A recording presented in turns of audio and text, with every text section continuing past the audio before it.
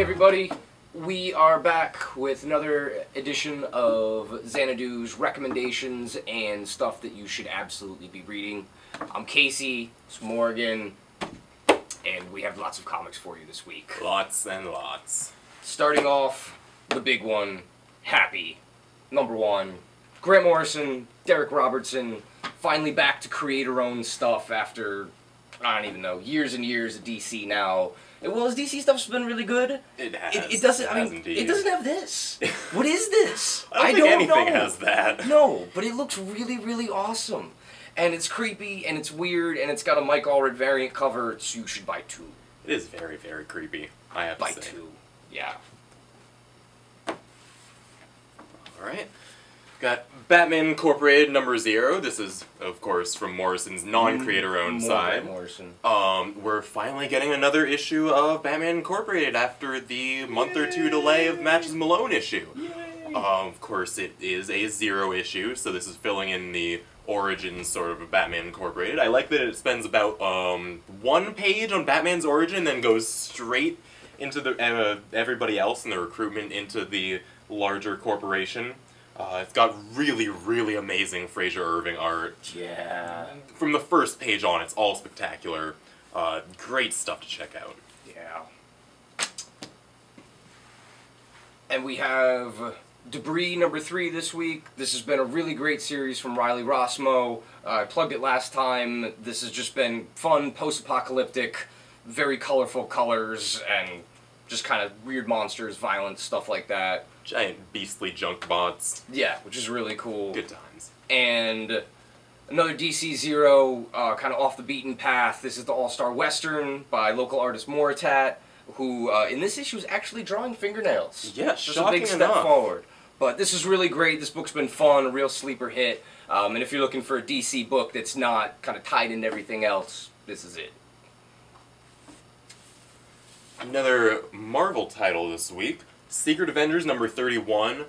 This has been one of my favorite books for pretty much since Rick Remender started writing it. The Ed Brubaker stuff was really good. You could see a lot of good ideas there, but it was obvious that it wasn't really, he wasn't into it, I guess. Yeah, just didn't quite hit it. And then, of course, he dropped the book after, like, what, 15 issues or something? And then they had, Nick Spencer wrote a couple issues, Warren Ellis came in for a really great run. The Warren Ellis stuff is in collection. That is fantastic. It has a amazing. great lineup of artists. There's some really good Kev Walker stuff, awesome Stuart Immonen issue.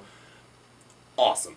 But then Rick Remender came on and brought in Robot Conspiracies and Wolf Crowns and Taskmaster. Look at the Serpent Crown with Nick Fury. It's the triple serpent crown. Yeah, I stand corrected. Oh, so cool.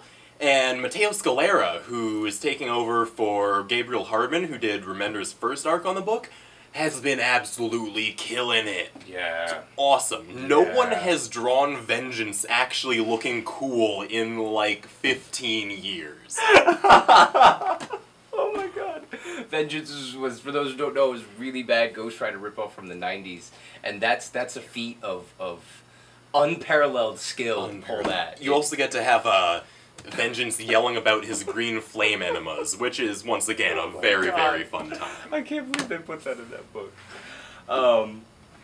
From Joe Casey and Steve Parkhouse this week, we have The Milkman Murders, which was a miniseries from like 2005 that not a lot of people knew about.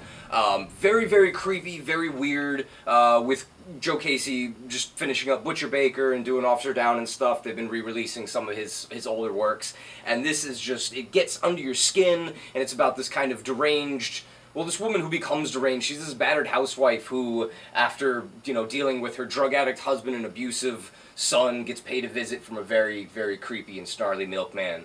And things are not right after that. And it's really good, like, small town kind of murder, not really mystery, but just descent into madness. It's really good. Delicious suburban terror. See, much better. There you go. Good tagline. Yeah. Alright. Quick one here. Space Punisher, #3.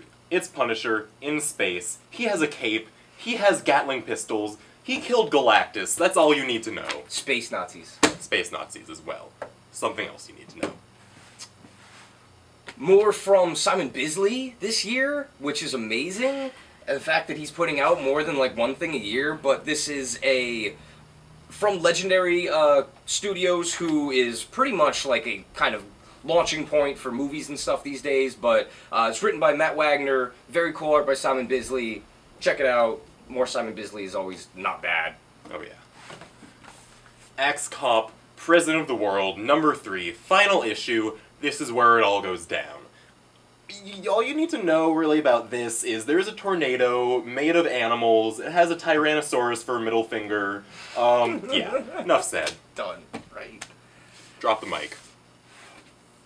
Dave Stevens, gorgeous, elegant, not enough of his stuff really. Truly a very sad passing years ago. We still feel it today, but IDW has been putting out amazingly nice $50 huge hardcovers of his work. This collects all of his covers, his non-Rocketeer stories, complete with process, all that stuff.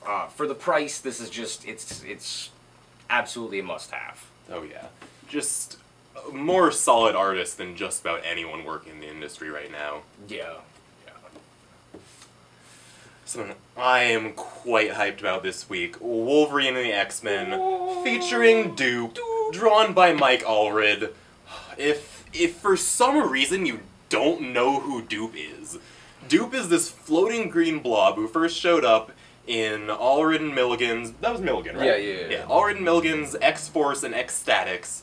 No one's really quite sure what his deal is. He is obscenely powerful, just about insane, and a floating green blob that likes to sit around and read porno mags.